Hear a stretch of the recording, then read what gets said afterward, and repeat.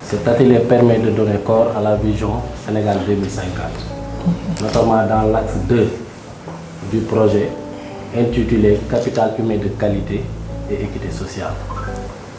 D'autre part, ça permet également de mettre en œuvre le plan de travail annuel de la direction de l'administration générale de l'équipement et grosso modo du programme pilotage, gestion et coordination administrative que j'ai l'honneur de piloter. Il est inscrit dans notre PTA, donc le volet formation, le volet renforcement de capacité. C'est la raison pour laquelle donc, nous avons jugé utile, avec l'autorisation de nos plus hautes autorités. Cette rencontre revêt une importance capitale dans le cadre du renforcement des capacités de nos services dépensiers, afin d'assurer une gestion rigoureuse et efficiente des ressources publiques. La gestion budgétaire de l'État repose sur des principes fondamentaux qui garantissent une exécution transparente, efficace et conforme aux objectifs stratégiques de développement de notre pays. La réforme introduite par la loi organique 2020-07 du 26 février 2020 vise à moderniser les pratiques de gestion budgétaire à travers une déconcentration de l'ordonnancement. Cette évolution s'inscrit pleinement dans la vision Sénégal 2050 qui ambitionne une transformation structurelle de notre économie et une gouvernance publique exemplaire.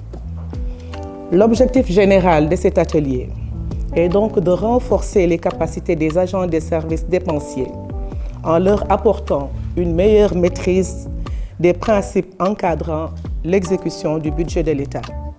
Il s'agit ainsi de garantir une meilleure application des textes en vigueur et d'améliorer l'efficacité de nos actions en matière de dépenses publiques.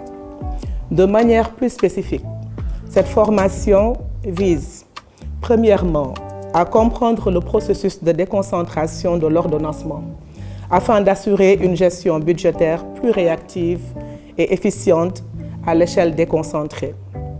Deuxièmement, de cerner les contours de l'exécution budgétaire rénovée, telle que définie par la loi organique 2020-07 du 26 février 2020, en mettant l'accent sur la transparence et la performance.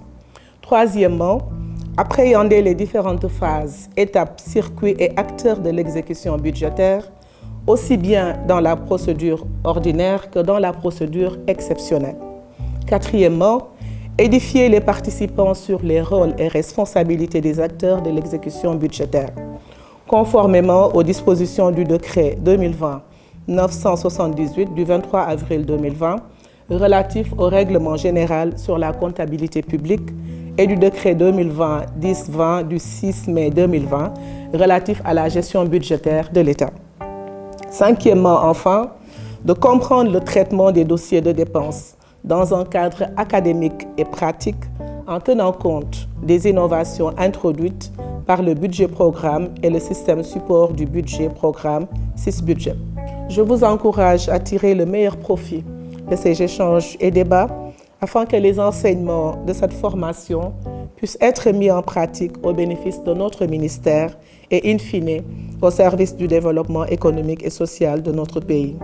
Sur ce, et au nom de Monsieur le ministre du Tourisme et de l'Artisanat, Monsieur Mountaga Diaw, je déclare officiellement ouvert l'atelier de formation sur l'exécution budgétaire et l'exploitation du système support du budget programme.